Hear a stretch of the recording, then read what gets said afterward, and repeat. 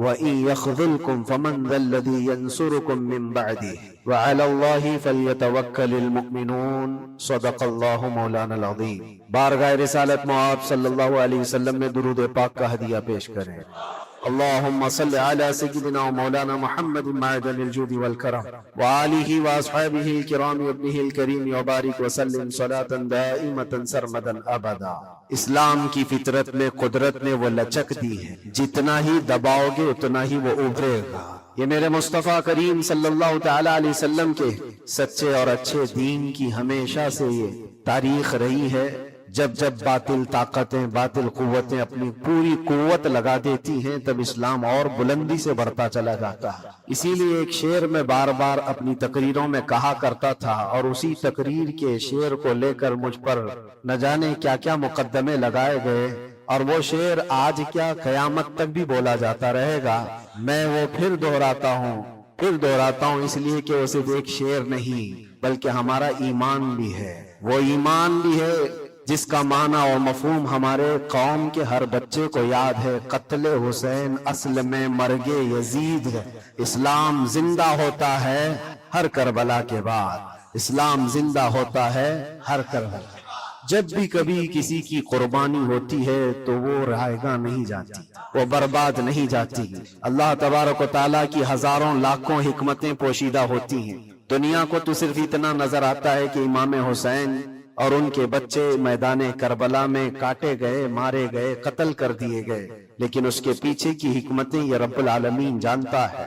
اور آج تک قوم اس کو سمجھ رہی ہے کہ اسلام میں جو آج ہریالی باقی ہے اس میں خون حسین کا کردار ہے، اور ہمارے ائمہ کرام بزرگان دین نے اس کو اپنے خون سے، اپنی محنتوں سے سینچا ہے۔ لہٰذا میرے عزیزو، آپ سب کو بھی کبھی یہ نروس ہونے کی ضرورت نہیں۔ میں گرفتار ہوا بھی اور واپس اسی جگہ پہنچا جہاں سے ہم آپ کو خطاب کیا کرتے تھے۔ ہزار لوگ یہ سوچتے تھے کہ ممبر پر آپ دوبارہ نہیں کھڑے ہو سکتے۔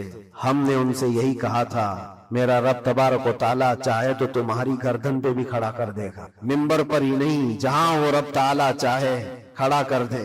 اور جب تک اس پروردگار عالم کو منظور نہ ہو، وہ اللہ تبارک و تعالیٰ ہمیں کنارے رکھتا ہے۔ یہ صحابہ اکرام، اولیاء کاملین سب کی تاریخ میں رہا ہے۔ آج بڑی خوشی ہے اس بات کی کہ ہم اسی مسجد میں واپس آپ کے ساتھ جمعہ ادا کر رہے ہیں۔ اس مسجد کی روحانیت اور اس کی نورانیت ہمیں واپس یہاں کھینچ لاتی۔ کئی مہینوں کے سفر بھی ہوتے ہیں لیکن واپس اس مسجد میں آ جاتے ہیں۔ نہ جانے یہاں کے لوگوں کی دعائیں یا یہاں کا کیا تعلق ہے۔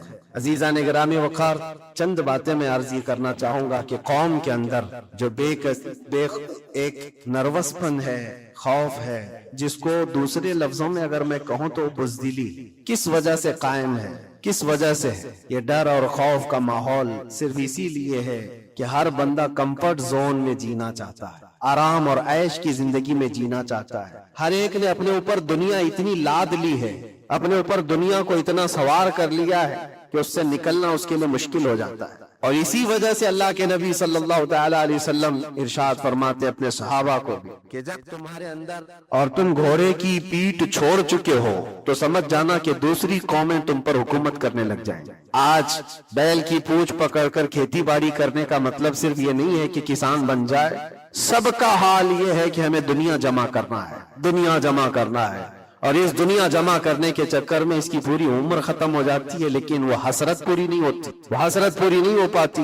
جتنی چیز کی تمہیں ضرورت تھی وہ تو حاصل ہو چکا تھا، لیکن اس سے زیادہ کی طلب میں ہم بھاگتے ہی رہے۔ ہم یہ نہیں کہتے کہ آپ گھر نہ بنائیں، ہم یہ نہیں کہتے کہ آپ اچھے کپڑے نہ پہنیں، سب کریں، لیکن کم از کم اس بات کا خیال رکھنا چاہیے کہ اس دنیا کی کمائی میں اور اس کی طلب میں کہیں ایسا نہ ہو کہ میرا دین چھوٹ جائے، ایسا نہ ہو کہ اللہ کے نبی صلی اللہ تعالی علیہ وسلم سے جو میری محبت ہے اس میں کمی آ جائے۔ یاد ہے آپ کو ایک حدیث پاک، اللہ کے حبیب صلی اللہ علیہ وسلم ارشاد فرماتے ہیں کہ مجھے میرے بعد اس بات کا خوف نہیں ہے کہ میری امت مشرک ہو جائے گی، کافر ہو جائے گی۔ حضور پاک صلی اللہ علیہ وسلم فرماتے ہیں مجھے اس بات کا ڈر نہیں ستاتا کہ میری امت مشرک ہو جائے گی، کافر ہو جائے گی، مگر اس بات کا اندیشہ لگا رہتا ہے کہ میرے بعد تم پر دنیا پھیلا دی جائے گی اور دنیا سمیٹتے سمیٹتے تم اللہ اس کے رسول کو بھول جاؤ۔ آج وہ حالات ہیں میرے عزیزوں، سب کے وہی حالات ہیں۔ اکثر کی بات میں کہہ رہا ہوں، میں جب بھی کوئی گفتگو کروں تو اس کو میری فضیلت بیان کرنے پر محمول نہ کریں کہ میں اپنی بڑائی بیان کر رہا ہوں۔ میرے عزیزوں، ان حالات کو بھی ہم دیکھ کر کے آئے کہ اندر جانے کے بعد ایک چیز دماغ میں گونجتی تھی، کیا بتلاؤں میں نے کیا کیا دیکھا۔ کھوٹا سکہ چلتے دیکھا، الٹی گنگا بہتے دیکھا، چھوٹے چھوٹوں کی بات تو چھوڑو، بڑے بڑوں کو ننگا دیکھا، اور حالات تو وہاں کے ایسے، یہ ساری چیزیں سکھا دیتی ہیں۔ اور پھر اس بات کا خیال آتا ہے کہ امت آج کن مسائل میں گھری ہوئی ہے، جبکہ طوفان اندر انتظار میں ہے تباہی کے لیے۔ ہم جن مسائل میں گھرے ہوئے ہیں اس کو دیکھ کر کے پھر ڈر لگتا ہے۔ علماء کے مسائل، پیران اعظام کے مسائل، جماعتوں کے مسائل، چھوٹی چھوٹی باتوں پر ہم کورٹ کچہری کے چکر کاٹتے رہتے ہیں، مسجدوں کے مسائل، لیکن جبکہ دشمن نے کہاں سے کہاں تک تمہارے لیے منصوبے بنائے۔ حیرت ہوتی ہے میرے عزیزوں۔ پھر وہ محاورہ ہے یا تاریخ ہے مجھے پتا نہیں، لیکن ایک بات لگتی ہے کہ بغداد پر ہلاکو جب حملہ کرنے آیا تھا تو اس وقت سنا کہ علماء چھوٹی چھوٹی چیزوں میں بحث مباحثے میں مبتلا تھے، جبکہ قوم کو انہیں اس بات کے لیے تیار رکھنا چاہیے تھا کہ ایک ظالم قوم تم پر حملہ آور ہے، اس کے مقابلے کے لیے کھڑے رہو۔ آج میں یہی کہنا چاہتا ہوں میرے عزیزوں، چھوٹے مسائل کو درکنار ایک جگہ رکھو۔ امت مصطفیٰ آج جس قسم پرسی کی حالت میں ہے، جب نبی پاک صلی اللہ تعالی علیہ وسلم کی عزت پر حملے ہیں تو پھر تمہاری عزت کہاں خاک میں رہنے والی ہے؟ ہماری اپنی عزت کی بچانے کی کیا فکر کرنی ہے آپ کو؟ پوری دنیا کا حال یہ ہے۔ پہلے تو ایک مسلمان کی بات میں آپ کو بتاؤں، فرانس جیسا پاورفل ملک، بہت ہی مضبوط کنٹری، 100 سال پہلے کی بات بتا رہا ہوں، نبی پاک صلی اللہ تعالی علیہ وسلم کی شان میں وہ کوئی گھناؤنی یا گستاخانہ انداز کی فلم ریلیز کرنا چاہتے تھے، یا پھر کسی طرح سے مذاق مسخرے والے کام کے ذریعے سے میرے آقا صلی اللہ علیہ وسلم کو نشانہ بنانا چاہتے تھے، اور اس بات کو وہ اپنی آزادی رائے اور اپنی خیال کی آزادی کو بتاتے ہیں۔ اس زمانے میں سلطان عبد الحمید تھے، اور ترکی کے وہ آخری خلیفہ سلطان عبد الحمید، صرف انہوں نے ایک اسٹیٹمنٹ دیا تھا فرانس کو کہ باز آ جاؤ یہ تمام چیزیں کرنے سے، ورنہ پوری دنیا لا کر میں تمہارے سر پہ پھوڑ دوں۔ صرف اتنا جملہ تھا میرے عزیزو۔ آج تک وہ نہ فلم ریلیز ہوئی اور نہ ہی فرانس اس چیز پر آیا، لیکن اب تو حالات بدل گئے۔ اب تو حالات ایسے بدلے کہ ہزاروں نہیں، لاکھوں نہیں، کروڑوں کی تعداد میں ہم موجود ہیں۔ اور پھر اسلامی ممالک کے نام پر پوری دنیا میں کتنے ملک ہیں؟ 57 ممالک اسلامی کہلاتے ہیں، لیکن کس کو فکر ہے میرے مصطفیٰ کریم صلی اللہ تعالی علیہ وسلم کی عزت پر جب حملے ہوتے ہیں؟ اور یہ تمام حالات جب اپنا درد کا میں اظہار کرتا ہوں تو پھر لوگوں کو یہ لگتا ہے کہ یہ بھڑکاتے ہیں، اکساتے ہیں۔ میرے عزیزو، میں چاہتا ہوں کہ قوم اصل مسائل کو سمجھے، جو اصل مسائل ہیں ان کو سمجھو، فرض کو دیکھو، نفل کی طرف نہیں۔ پہلے تم پر جو فرض ہے اس کے لیے کھڑے ہو جاؤ۔ آج قوم کی بکھراؤ کو بھی دیکھتا ہوں تو ایک حدیث پاک میں آپ کے سامنے رکھتا ہوں۔ اللہ کے نبی صلی اللہ علیہ وسلم سے پوچھا گیا دین کیا ہے؟ میرے آقا صلی اللہ علیہ وسلم فرماتے ہیں الدین النصیحہ، دین خیر خواہی کرنے کا نام ہے، ہر ایک کے ساتھ اچھا برتاؤ۔ پھر پوچھا قلنا لمن یا رسول اللہ صلی اللہ علیہ وسلم، اے اللہ کے رسول کس کے لیے خیر خواہی کرنے کا نام دین ہے؟ اللہ کے رسول صلی اللہ علیہ وسلم فرماتے ہیں للہ ولکتابہ ولرسولہ وللائمۃ المسلمین وعامتہ، اللہ کے لیے، اس کی کتاب کے لیے، اس کے رسولوں کے لیے، اور مسلمانوں کے جو امام ہیں یا ان کے حاکم ہیں، ان کے لیڈر ہیں، ان کے لیے، اور تمام مسلمانوں کے لیے اچھائی کا ارادہ کرنا، بھلائی کا ارادہ کرنا، اسی کا نام دین ہے۔ دین کو اللہ کے نبی صلی اللہ تعالی علیہ وسلم نے ان تمام چیزوں کے ساتھ لگا کر کے آپ کو بیان فرمایا ہے۔ اور آج میں اس میں سے ایک ٹکڑا ہی اگر بیان کروں کہ الدین النصیحہ لائمۃ المسلمین وعامتہم، مسلمانوں کے امام، مسلمانوں کے جو لیڈر ہیں ان کے لیے اور عام مسلمانوں کے لیے خیر خواہی کرنے کا نام دین ہے۔ اور آج میرے عزیزو اس بات کی بہت زیادہ ضرورت ہے، بہت زیادہ ضرورت ہے۔ اجتماعی طور پر سب دیکھیں کہ ہمارا مفاد کس میں ہے، امت کا کام کس میں ہو سکتا ہے۔ اور ایک حدیث میرے آقا صلی اللہ علیہ وسلم فرماتے ہیں من اصبح ولم یہتم، حضور اکرم صلی اللہ علیہ وسلم فرماتے ہیں من لم یہتم بامرنا فلیس منا، جو اس حال میں صبح کیا کہ میری امت کا خیال نہیں کیا، حضور فرماتے وہ ہم میں سے نہیں ہے، وہ ہم میں سے نہیں ہے۔ کتنی صبح ایسی ہوتی ہیں جو تم صبح اٹھ کر کے سوچتے ہو کہ امت کا کیا ہونا ہے۔ یا آقا کریم صلی اللہ علیہ وسلم فرماتے ہیں جس نے میری امت کا خیال نہیں کیا وہ مجھ میں سے نہیں ہے، وہ ہم میں سے نہیں ہے۔ عزیزان گرامی وقار، ہر ایک کو ایک درد ستاتا ہے کہ کل کیا کھاؤں گا، کل کیا پہنوں گا، میرا گھر کیسے بنے گا، میری جاب کیسے لگے گی۔ لیکن ان غربائے امت کے لیے کون سوچتا ہے جو کاٹے جا رہے ہیں، مارے جا رہے ہیں، جن کے گھر اجاڑے جا رہے ہیں، ان کے بارے میں کبھی دل کے اندر نرمی آتی ہے؟ اگر تمام مسلمانوں کے دلوں کے اندر یہ نرمی اور یہ رحم ہوتا تو میرے عزیزو حالات ایسے نہیں ہوتے، حالات ایسے نہیں ہوتے۔ صحابہ اکرام میں سے ایک مثال میں آپ کو بتا دوں کہ ہمارا دین آج جس کو ہم لے کر کے چل رہے ہیں کتنا بکھر گیا۔ سچ کہا تھا حالی نے کہ اے خاص ہے خاصان رسول وقت دعا ہے، امت پہ تیرے وقت عجب آ کے پڑا ہے۔ جو دین نکلا تھا بڑی شان سے اپنے وطن سے، آج وہ پردیس میں غریب الغربا ہے۔ آج دین اسلام کو ہم نے اجنبی بنا کر رکھا ہے، ہمارے گھروں میں ہی نہیں ہے، ہماری ذات پر نہیں ہے، ہم تو پھر دوسرے کو کیا تانا دیں گے؟ آپ اسلام زندہ باد کا نعرہ لگاتے ہیں اور اب اسلام کی حقانیت کو بلند و بالا انداز میں بیان کرتے ہیں، سڑکوں پر آ جاتے ہیں۔ تمہیں سڑکوں پر آ کر احتجاج کرنے کی کیا ضرورت ہے؟ تم اگر اسلام کو اتنا ہی پسند کرتے ہو تو اپنی بیویوں پر کیوں نہیں اسلام پسند کرتے؟ اپنی بچیوں پر، اپنے گھر والوں پر اسلام کو کیوں نہیں پسند کرتے؟ انہیں بے پردہ باہر جب گھمایا جاتا ہے تب اسلام زندہ باد کا نعرہ کیوں نہیں؟ یہ شادی ہال میں کبھی جا کر دیکھیں، یہ پارٹیوں میں جا کر دیکھیں، اندازہ بھی نہیں ہوتا کہ یہاں مسلمانوں کا جم غفیر ہے۔ میرے عزیزو، ایک حدیث عرض کرتا ہوں، حضرت ابو درداء رضی اللہ تعالیٰ عنہ سے منسوب ہے۔ حضرت عمر فاروق رضی اللہ تعالیٰ عنہ کا زمانہ خلافت ہے اور عادل کے وہ بادشاہ ہیں، بیٹھے ہوئے تھے، ایک شخص کو پکڑ کر لایا گیا عدالت میں، کہا گیا کہ اس نے قرض لیا ہے اور یہ دیتا نہیں۔ تو جو قرض خواہ تھے وہ بھی صحابی تھے، انہوں نے کہا کہ یہ اجنبی آدمی مدینے کا تو ہے نہیں، لیکن میں نے اس کو پیسے دیے تھے، یہ واپس نہیں لوٹاتا اور آئیں کائیں کرتا رہتا ہے، بہانے بناتا ہے۔ حضرت عمر فاروق رضی اللہ تعالیٰ عنہ نے اس اجنبی شخص سے کہا اب تم کیا کہنا چاہتے ہو؟ تمہیں قید میں ڈال دیا جائے گا، تم اس کے پیسے ادا کرنا چاہتے ہو یا نہیں؟ اس نے کہا مجھے 2 دن کی مہلت چاہیے، میں جاؤں گا اور لا کر کے واپس اس کی رقم ادا کر دوں گا جو مجھ سے تقاضا کر رہے۔ حضرت عمر نے کہا کہ تو جائے گا یہاں سے چھوڑ کر اور واپس آئے گا نہیں آئے گا اس کا کیا بھروسہ؟ کوئی ہے تیری جو ضمانت لے گا یہاں پر؟ کورٹ بھی جب ہمیں بیل لیتی ہے تو ایک ضامن کھڑا کرتی ہے کہ اس کی ضمانت کون لیتا ہے، تو یہ تو پرانا دستور ہے۔ آپ نے پوچھا کوئی ہے تیری ضمانت لے گا؟ اگر تو نہیں آئے گا تو ہم اس کو پکڑیں گے۔ اس نے مجمع میں دیکھا کوئی اس کی پہچان والا تو ہے نہیں، تھا تو یہ مسلمان لیکن اس کے گہرے تعلقات کسی سے ہے نہیں۔ نظر ڈالا، اس نے کہا میں کسی کو پہچانتا نہیں اس میں سے، اور کون میری ضمانت لے گا؟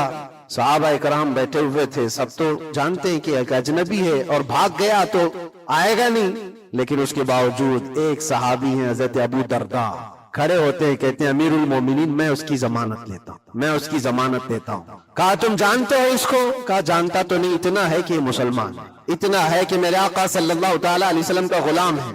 کہا کہ اگر یہ واپس 2 دن کے اندر نہیں آیا تو ابو درداء نے کہا امیر المومنین آپ مجھے گرفتار کر سکتے ہیں، میں اس کی جگہ پر قید میں چلا جاؤں گا۔ تو آپ نے لکھوا دیا اور اس شخص کو چھوڑ دیا، جاؤ 2 دن کا تمہارے پاس ٹائم ہے، لوٹ آ جاؤ۔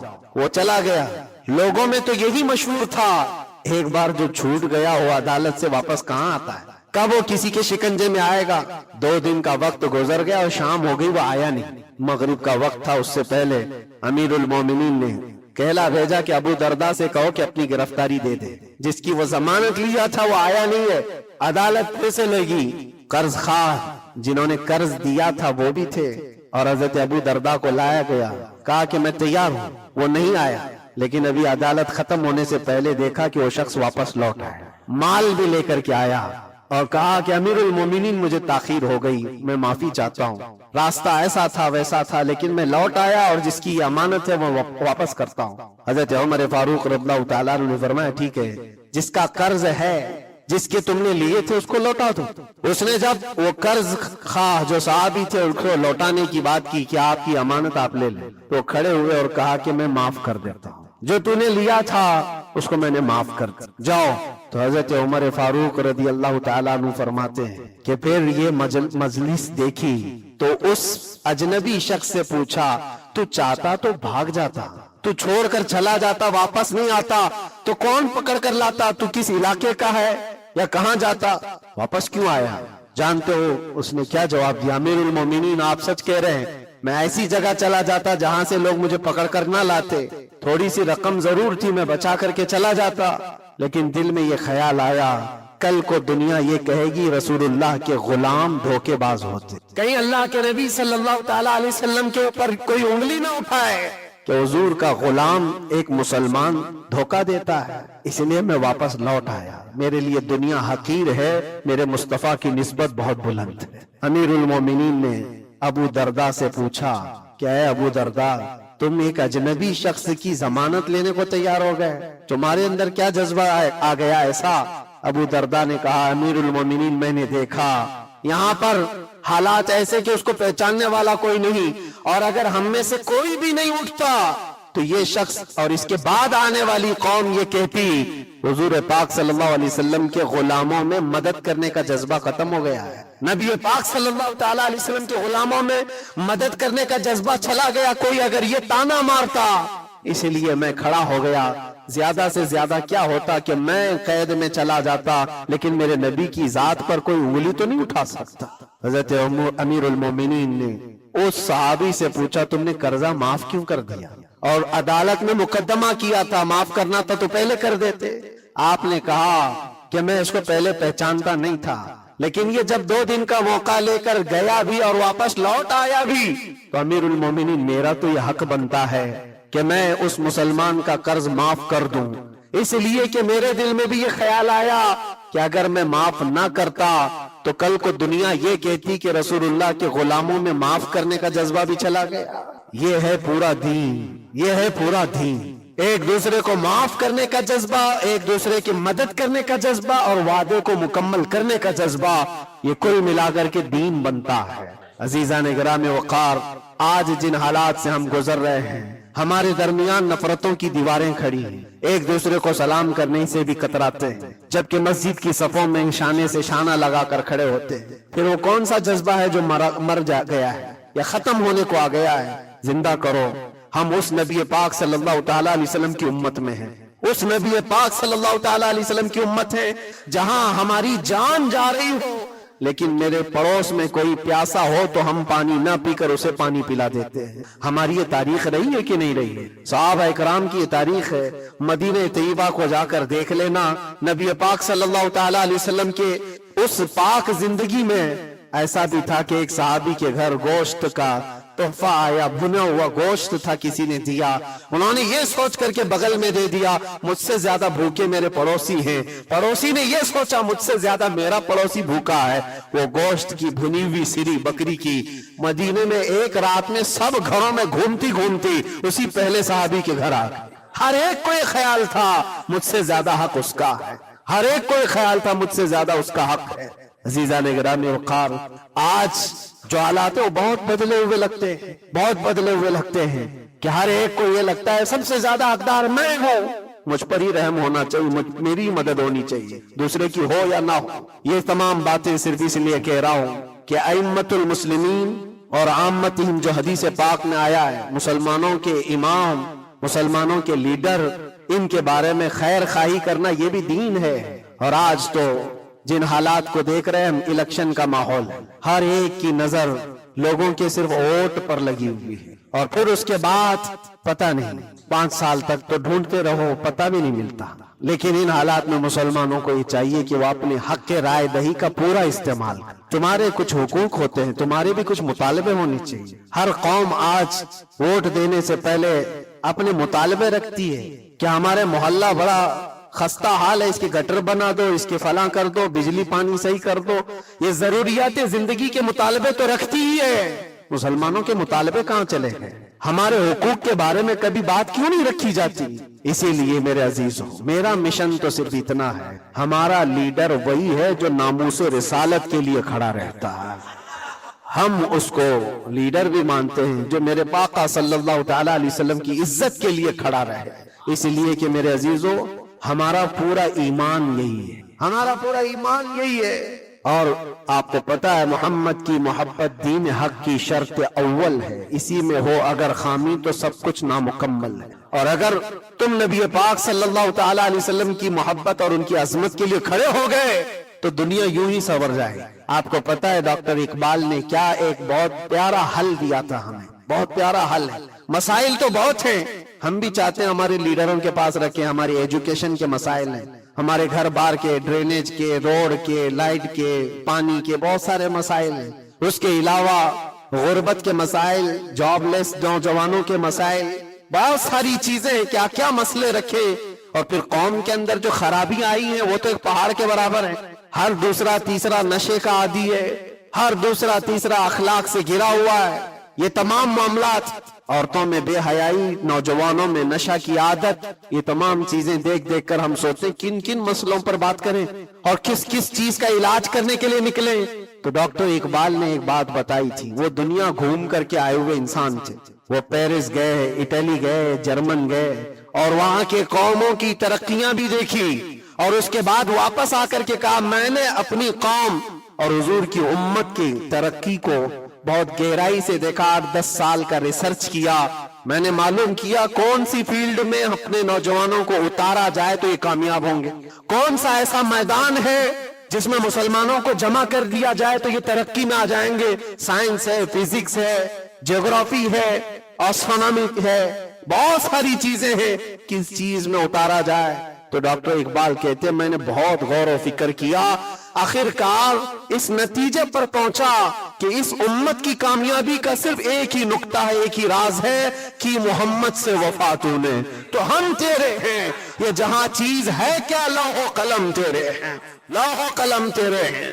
ہائے مسئلے کا حل اس بات پر ہے، اسی لیے میں فوکس کرتا ہوں میرے عزیزو، نبی پاک صلی اللہ تعالی علیہ وسلم کی عزت کی حفاظت کے لیے جو کھڑا ہوتا ہے اللہ تعالیٰ اس کے سارے مسائل کو یوں حل کر دیتا ہے۔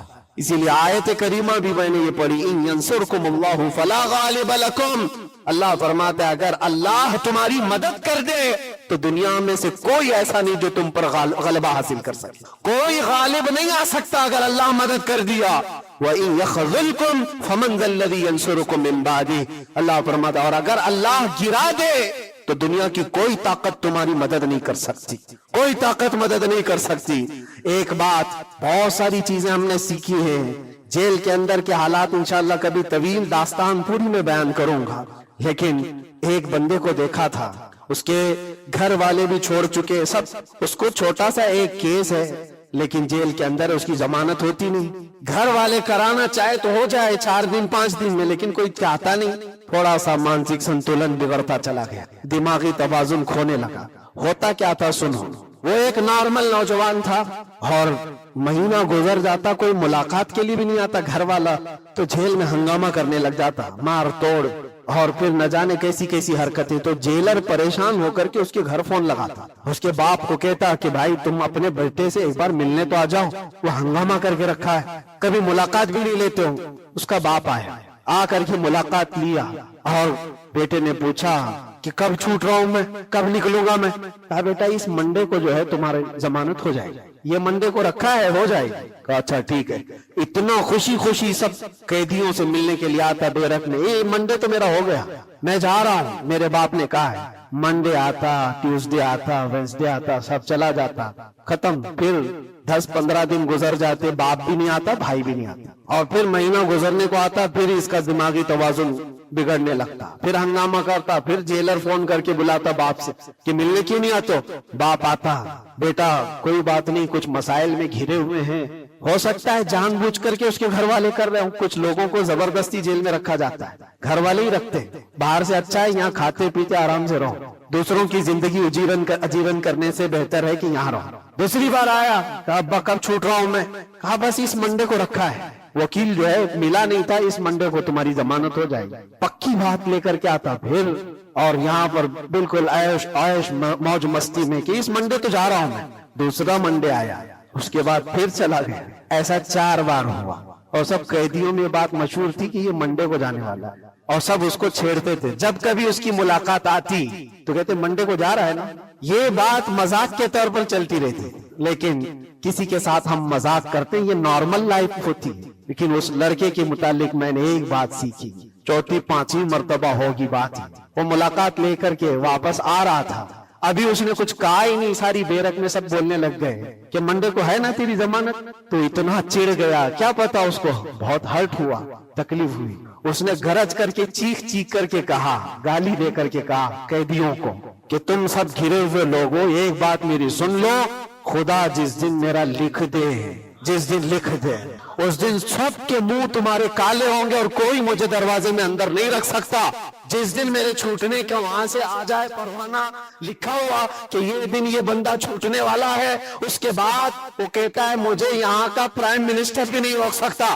میں یہ دیکھا اتنا یقین ہے اس کو، ایک تو اپنے باپ سے ہر بار سنتا تھا اس بار ضمانت ہو جائے گی، اس بار ضمانت ہو جائے گی، اور حقیقت میں میرے عزیزو یہ جمعرات کا دن تھا جب وہ اپنے باپ سے ملاقات کر کے آیا تھا، اس کو تانا مارا جا رہا تھا، منڈے کو جا رہا ہے، تب اس نے کہا تھا جس منڈے کو بھی میرا رب لکھ دے، جس دن بھی لکھ دے کہ اس کو اس دن یہاں سے نکلنا ہے، پوری طاقتیں مل کر کے بھی مجھے دروازے کے اندر نہیں رکھ سکتی۔ اتفاق کی بات ہے اسی منڈے کو اس کی ضمانت بھی ہو چکی تھی، وہ جا بھی رہا تھا، بسترے اٹھایا، سارا سامان اٹھایا اور سب کو پلٹ کر کہنے لگا، دیکھا حقیقت میں جو بیل ملتی ہے، جو ضمانت ملتی ہے وہ رب ذوالجلال کے فیصلوں سے ہوتی ہے۔ یہ یقین اور توکل کی بات میں عرض کر رہا ہوں عزیزان گرامی وقار، بہت سارے ایسے مسائل ہیں، اسی لیے میں آپ سے کہتا ہوں اگر اللہ مدد کر دے تو کوئی غالب نہیں آ سکتا، اور اگر اللہ تعالیٰ گھرا دے تو پھر کوئی مدد بھی نہیں کر سکتا۔ اسی لیے اللہ تبارک و تعالیٰ کی مدد کس کے لیے آتی ہے وہ بھی قرآن کہتا ہے، وَكَانَ حَقًّا عَلَيْنَا نَصْرُ الْمُؤْمِنِينَ، ہم نے اپنے اوپر لازم کر لیا ہے کہ ایمان والوں کی مدد کریں، اور ایمان والا ہے کون؟ لا يؤمن احدكم حتى اكون احب اليه من والده وولده والناس اجمعين، میرے آقا فرماتے ایمان کامل اس کا ہے جو ساری دنیا سے زیادہ مجھ سے محبت کرتا ہے۔ مفہوم حدیث عرض کر رہا ہوں، اپنے ماں باپ، اپنے اولاد، اپنے مال دولت، سارے انسانوں سے زیادہ اللہ کے رسول سے محبت کرتا ہے تو اس کا ایمان کامل ہے، اور جس کے ساتھ ایمان کامل ہوگا اس سے اللہ کی مدد آئے گی، اس پر اللہ کی مدد آئے گی۔ میرے عزیزو بظاہر حالات اگر کسی کے ساتھ خراب ہو جائیں تو یہ مت سمجھ جانا، میں اکثر ایک بات محسوس کرتا تھا کہ ظالموں نے جس انداز میں بے قصور لوگوں کو بھی قید کیا اور ہمیں بھی زبردستی جن حالات سے گزارا گیا، پھر کبھی عرض کروں گا انسانی فطرت ہے، کبھی کبھار بکھر جاتے ہیں، تقاضائے بشریت کے اعتبار سے گھبراہٹ تو ہمیں بھی ہوتی تھی، پھر تاریخ یاد آتی میں پہلا تھوڑی نہ ہوں۔ سیدنا حضرت مظفر حسین کچوچوی رحمت اللہ علیہ فرماتے تھے، مظفر کو مقید نہ سمجھ ایسے یاد، میری اسیری بھی سنت آبائی ہے، میرا یہ قید ہونا بھی میرے آبا و اجداد کی سنت ہے۔ بزرگان دین گئے ہیں اور جیلوں میں رہے اور واپس نکلے، لیکن ایک بات ہمیشہ یاد رکھو، اسلام زندہ ہوتا ہے، بس قربانیاں رائگاں نہیں جاتی، ضائع نہیں ہوتی۔ اللہ تعالیٰ کی مدد جس کے ساتھ ہے تو بظاہر حالات میں ایسا ہوگا، مجھے اچھی طرح سے پتا ہے، پہلے بھی معلوم تھا، میں نے تقریروں میں بہت کہا بھی تھا کہ مجھے اچھا معلوم ہے کہ میری تقریروں کا انجام کیا ہونے والا ہے، نتیجہ کیا ہونے والا ہے، مجھے کیسی کیسی دھمکیاں پہلے بھی دی گئی ہیں، اب بھی ہے، ابھی بھی ہے، آنے سے پہلے بھی کچھ لوگوں نے کہا تھا اتنا لمبا ہم نے کٹا دیا، اب تو بھول جاؤ گے، وہ شعر پڑھو گے، یہ شعر پڑھو گے، کیسی تقریریں کرو گے۔ ہم نے کہا میرے عزیزو آپ کیا سمجھتے ہو، مچھلی کے تیرنا ختم ہو سکتا ہے، پرندے کا اڑنا ختم ہو سکتا ہے، شیر کا شکار کرنا ختم ہو سکتا ہے، وہ تو جانور ہے، ان کی فطرت نہیں ختم ہوتی۔ میں غلام مصطفیٰ ہوں، میری فطرت کیا ختم ہوگی؟ میں غلام مصطفیٰ ہوں، حق بات بولنا میری فطرت ہے، اور ہم اپنی فطرت سے بغاوت نہیں کرتے۔ اور یہ 8 مہینے نہیں 8 سال بھی رہے، اس کے بعد نکالیں ہم وہی بات کہیں گے جو میرے مصطفیٰ کی عزت کی بات ہوگی۔ عزیزان گرامی وقار، حالات بظاہر کچھ دنوں کے لیے ہوتے ہیں۔ امام احمد بن حنبل پر تو 1500 کے قریب نہیں 300 کے قریب کوڑے لگائے گئے تھے۔ 300 کوڑے کس کو کہتے ہیں؟ انسان مر جاتا ہے، وہ امام احمد بن حنبل 5 لاکھ حدیثوں کے حافظ، لیکن جمے رہے، ڈٹے رہے، نہ کبھی ان کا عزم ختم ہوا، نہ حوصلہ ختم ہوا۔ ائمہ اعظام کو یہ تمام چیزیں گزرنی پڑی ہیں. امام اعظم ابو حنیفہ رحمۃ اللہ تعالی علیہ جیل میں تو انتقال ہو گیا، جیل میں انتقال ہو گیا اس امام کی جس کو کروڑوں آج فالو کرتے ہیں. عزیزان گرامی وقار، ایک بات یہ سمجھ کر کے چلو، مصیبتیں آئیں گی لیکن اللہ کی مدد بھی آئے گی. ہاں، ہر اندھیرے کے بعد اجالا ہوتا ہے. ان مع العسر یسرا، اللہ قرآن میں فرماتا ہے ہر تکلیف کے بعد آسانی ہے، ہر تکلیف کے بعد آسانی ہے. اور میں تو ذہن میں یہ پریپیئر کر کے رکھا تھا، ذہن میں دماغ میں یہ بات بٹھا کر رکھا تھا، آزاد ہونا نہ ہونا یہ اللہ کی مرضی پر ہے، لیکن اگر مر کر کے میری لاش بھی باہر آتی تب بھی مجھے اس بات کا اطمینان تھا جو بات ہمیں کہنی تھی وہ ہم کہہ چکے. انشاءاللہ رب تبارک و تعالی ہماری ان باتوں کو بچوں تک یہ محفوظ بھی کرائے گا. اور مجھے تو باہر کی خبریں زیادہ نہیں ملتی تھی کہ یہاں لوگوں کے دلوں میں کیا جذبات ہیں، بچوں کے دلوں میں کیا جذبات ہیں، لیکن قیدی جب جاتے تھے چھٹی پر 4 دن 5 دن اور واپس آتے تو یہی کہتے ڈسکس تو ہمارا کچھ نہیں ہوتا، آپ کے بارے میں ہمارا خاندان پوچھتا رہتا ہے. جیل میں آپ ہیں، فون کرو تو لوگ ہمارے متعلق پوچھتے رہتے. پھر دل میں یہ احساس ہوتا تھا. اور جیل میں بھی دیکھتا ایک ایسا بھی لڑکا تھا چین سنیپر، چین کھینچتا اور چوری کرتا واپس آتا، لیکن ایسا ڈھیٹ آدمی تھا، ایسا ڈھیٹ، میدان میں کھڑے ہو جائے، سارے قیدیوں کے سامنے کھڑے ہو جائے اور پھر ہر دن ایک بات اتنی بول کر کے جاتا، صرف اتنی بول کر کے جانا اس کی عادت سی ہو گئی تھی. ہم دیکھتے رہے، باہر بھی یہی منظر ہے، اندر بھی یہی منظر ہے. تم کسی کی زبان کو بند کرنا چاہو، ختم کرنا چاہو تو ایسا نہیں ہوتا. اللہ تبارک و تعالیٰ جس چیز کو چاہے ہر جگہ پھیلا دیتا ہے. پھر یہ احساس ہوا میرے عزیزوں، تبلیغ اسلام صرف ہم ذریعہ ہوتے ہیں پہنچانا، میرے رب کی شان ہے، میرے رب کی شان ہے. اور حقیقت میں آپ کو بتاؤں، دلوں کو اپنی طرف مائل کرنا یہ ہم میں سے کسی کے اندر طاقت نہیں ہے. آج ہزاروں لاکھوں جو مجھے سننا چاہتے ہیں، اس میں بظاہر میرا کوئی کمال نہیں. بات ان کی کرو اور ہر دل پہ راج کرو. اسی لیے آج کے حالات میں آخری بات عرض کر رہا ہوں، میں معذرت چاہتا ہوں آج تھوڑا سا وقت زیادہ ہوا ہے، اس لیے کہ یہ ہماری مسجد ہے اور ہمارے اوپر کوئی یہاں پابندی نہیں ہے. یہاں پر الحمدللہ جو لوگ بیٹھے ہیں 8 مہینے کے بعد سن رہے، 9 مہینے کے بعد سن رہے، تو تھوڑی کسر میں بھی نکال لوں. اس لیے میں تھوڑا زیادہ وقت آپ کے ساتھ لے رہا ہوں. ان حالات کے ساتھ جو آپ کو فیصلہ لینا ہے میرے عزیزوں، سوچ سمجھ کر کے اپنا مطالبہ بھی تو رکھو، اپنا مطالبہ بھی رکھو کہ ہم ان لیڈروں کے ساتھ کھڑے ہیں جو 500 روپے بانٹ کر کے گلے میں پٹے ڈلوا کر کے ہمیں نعرے لگوا کر کے گھما لے. بس نہیں، ہمارا مقصد اور ہمارا مطالبہ اتنا ہو، ان حکام، ان لیڈروں کے پاس یہ بات رکھو، میرا گھر، میرا محلہ نہ بنا پایا تو کوئی بات نہیں، لیکن اتنا وعدہ کرو کہ میرے مصطفیٰ کی عزت پر جب بات آئے تو تم ڈٹ کر کھڑے رہو گے. یہ گستاخیوں کا ماحول ختم ہونا چاہیے، ہونا چاہیے کہ نہیں ہونا چاہیے. اسی لیے میرے عزیزوں، اور بظاہر ہماری بات یہ ہے کہ ہم سب سے ان لوگوں سے محبت ضرور کرتے ہیں جو قوم و ملت اور ملک کی فلاح و بہبودی اور میرے حضور پاک کی عزت کے لیے کھڑے ہوتے ہیں. ہم ان کے ساتھ ہیں کسی بھی طرح سے. ہمارا تو مقصد، ہمارا مشن صرف اتنا ہے، کسی کی جے بجے کیوں پکارے، کیا غرض ہم کو. ہمیں کافی ہے سید اپنا نعرہ، ہمیں کافی ہے سید اپنا نعرہ یا رسول اللہ. ہم اس مشن کے آدمی ہیں، لیکن پھر بھی جن حضرات نے بھی محبتوں کے ساتھ ہمارے نام کو پھیلایا ہے، ان کے مقاصد اگر صرف پولیٹیکل ہیں تو ہمارا ان کے ساتھ کوئی بھی لین دین نہیں، ہمارا ان کے ساتھ کوئی تعلق نہیں. ہاں، اگر اس لیے ہمارے نام کا استعمال کیا یا ہمیں بلایا یا ہمیں کھڑا کیا کہ اللہ کے نبی صلی اللہ تعالی علیہ وسلم کی ناموس اور ان کی عزت کے لیے ہے، تو ہم ہر دن آپ کے ساتھ ہیں، ہم ہر دن آپ کے ساتھ ہیں. لوگوں کو یہ لگ رہا ہے الیکشن آیا ہے، مفتی صاحب اس لیڈر کے پاس جا رہے ہیں، اس لیڈر کے پاس جا رہے ہیں، یہ سب افواہیں بہت ساری پھیلی ہیں. میرے عزیزوں، تھوڑا انتظار کرو.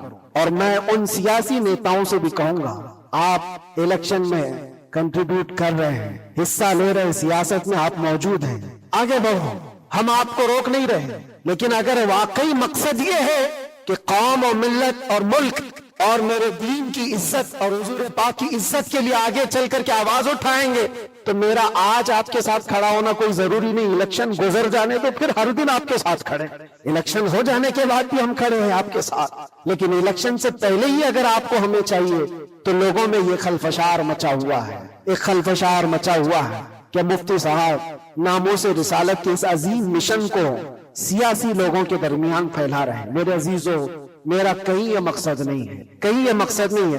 اللہ نے جو کرسی دی ہے نا وہ بہت بڑی کرسی ہے، ہم نے جو اللہ تعالیٰ کا انعام ہمارے پاس ہے وہ الیکشن سے حاصل کیا ہوا نہیں ہے، وہ رب کے سلیکشن سے ملا ہوا ہے۔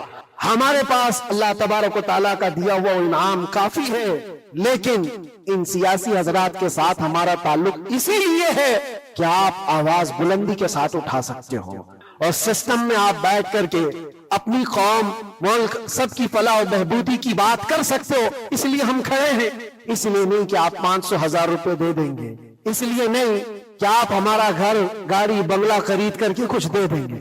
عزیزان گرامی اوقات، میرے آنے کے بعد سے لے کر آج تک، ابھی تک مہینہ نہیں گزرا ہوگا، لیکن میں نے حالات اتنے دیکھے کہ ہر کوئی یہ چاہتا ہے راتوں رات مجھے دولہا بنا دے۔ بہت سارے معاملات ایسے دیکھے، اس لیے میں سب سے یہ گزارش کروں گا، آج کا یہ میرا پیغام ہے کہ ہمارا مشن ناموس رسالت، ہمارا مشن تحفظ ناموس رسالت ہے، اور اس کے لیے ہم ہر طرح سے کھڑے ہیں، لیکن خالص سیاست کے لیے، خالص ووٹنگ کے لیے، خالص الیکشن کے پرچار کے لیے مجھ جیسے کا نام استعمال نہ کریں، یہ میرا مشورہ ہے، یہ میرا پیغام بھی ہے۔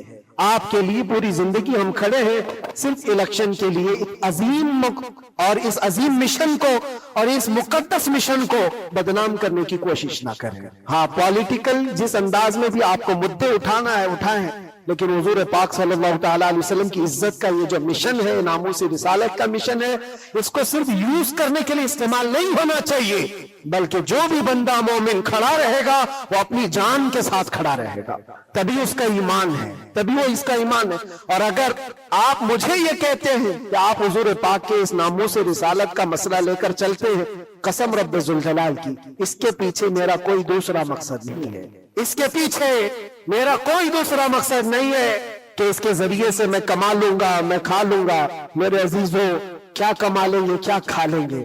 آپ کو میرے اپنے حالات معلوم نہیں کہ میں کس طرح کے حالات سے گزرا ہوں۔ اگر لوگوں سے بٹورنا ہی ہوتا تو ممبئی میں میری بہت ساری بلڈنگیں ہوتی، میں تو کرائے کے گھر پہ رہتا ہوں۔ میرے عزیزوں، میں اس چیز کا قائل نہیں ہوں کہ اس عظیم مشن کو اپنے مفاد اور ذاتی فائدے کے لیے یا دنیا بنانے کے لیے استعمال کیا جائے۔ میرا اس میں کوئی مقصد پنہا نہیں، مقصد صرف اتنا ہے کہ کل بروز قیامت رسول پاک صلی اللہ تعالی علیہ وسلم کی نظر ہم پر پڑے، تم ہنس کے کہے جانا دیوانہ ہے دیوانہ۔ بس میرا مقصد یہ ہے، اتنا ہے کہ نبی پاک صلی اللہ تعالی علیہ وسلم کی نظر عنایت ہو، ارشاد فرما دے کہ فرشتوں چھوڑ دو اس کو، یہ میرا دیوانہ ہے۔ بس اس مقصد کو لے کر ہم چلتے ہیں، اور اللہ کے نبی صلی اللہ تعالی علیہ وسلم وہ عظیم غیرت مند رسول ہیں۔ میں نے دیکھا میرے عزیزوں، دنیا مجھ سے چھوٹ گئی تھی، ہر طرح کے رابطے بند تھے، میں گھر سے بھی بات نہیں کر سکتا، بچوں سے بھی بات نہیں کر سکتا تھا، مجھے اندھیری کوٹھری میں رکھا گیا تھا جہاں سے آسمان بھی نظر نہ آئے۔ کئی دن گزرتے رہے، لیکن قسم ہے اللہ رب العزت کی، اس کے ذات کی، اس رسول پاک صلی اللہ علیہ وسلم سے جس سے ہم محبت کرتے تھے، انہوں نے ہمیں تنہا نہیں چھوڑا، میرے مصطفیٰ نے تنہا نہیں چھوڑا۔ ہم نے جو وہاں دیکھا ہے وہ بیان سے بھی باہر ہے، کسی دن نہ پھسلنے دیا، کسی دن نہ بہکنے دیا، کسی دن نہ ٹوٹنے دیا۔ جس طرح مضبوطی کے ساتھ کھڑے تھے باہر، اسی طرح کھڑے رہے، ورنہ تنہا رہتے وہاں پر آدمی ڈپریشن کے شکار میں پاگل ہو جاتے۔ پاگلوں کا پورا ایک یاد بنا ہوا ہے، لوگ اپنے ذہنی دل اور توازن کھو چکے ہیں، پیشاب پخانے ان کے کپڑوں میں ہونے لگتے ہیں۔ پاگلوں کا یاد ہے، لیکن ان کو حکومت چھوڑتی نہیں ہے۔ جو جیل میں پاگل ہو گئے ان کے لیے بھی ایک یاد ہے۔ ایسے کتنے لوگ ہیں، ان کو دیکھ کر گھبراہٹ تو ہوتی تھی، لیکن پھر تنہائی میں جب میرے مصطفیٰ کریم صلی اللہ علیہ وسلم کو یاد کرتے تو پھر وہ اپنے چہرے جمال جہاں آرا سے جو مشرف کرتے، جو انعامات دیتے تھے، وہ میرے لیے کافی ہے۔ اس کے بعد پھر کسی چیز کی حاجت نہیں ہوتی تھی، پھر وہ صحابہ کی بات یاد آتی تھی، وہ صحابہ کی بات یاد آتی۔ ایک خاتون مدینے کی جنگ احد میں جن کے باپ شہید ہو گئے، جن کا بھائی شہید ہوا، جن کا شوہر شہید ہوا، بیٹا بھی شہید ہوا، ایک جنگ میں 4 لوگ شہید ہوئے، وہ عورت کہتی ہے مجھے ایک بار رسول اللہ کو دکھا تو دو، میرے آقا سلامت ہیں یا نہیں؟ وہ کہتے ہیں صحابہ کہ ہاں وہ سلامت ہے۔ وہ خاتون میرے مصطفیٰ کے چہرے کو دیکھتی ہے اور اس کے بعد کہتی ہے کل مصیبت بعدک جلل یا رسول اللہ، اے اللہ کے رسول، آپ کے ہوتے ہوئے ہر مصیبت حل کی ہے، آپ اگر سلامت ہیں تو ہر مصیبت چھوٹی ہے۔ اسی لیے ان کا یہ نعرہ تھا صحابہ کا، ہر ستم ہر ظلم گوارا ہے، ہر ستم ہر ظلم گوارا ہے یا رسول اللہ، بس ایک بار تو کہہ دے کہ تو ہمارا ہے، ایک بار تم کہہ دو کہ تو ہمارا ہے، ہر ستم ہر ظلم ہمیں گوارا ہے۔ اللہ کریم ہم سب کو حضور پاک کی محبت میں جینے مرنے کی توفیق عطا فرمائے۔ اللہ کریم ہمیں آخری سانس تک اس مشن پر قائم و دائم رکھے۔ ظالموں کے ظلم سے، کافروں کے کفر سے، مشرکین کے شرک سے اللہ ہماری حفاظت فرمائے، اور ہم سب کو مولا توکل اور یقین کی دولت عطا فرمائے، اور آج کے حالات کے اعتبار سے مولا تعالی ہمیں صحیح طریقے کے حکام نصیب فرمائے، اور شریر حاکموں سے اللہ ہم سب کی حفاظت فرمائے۔ وآخر دعوانا الحمدللہ رب العالمین۔ السلام علیکم ورحمۃ اللہ وبرکاتہ۔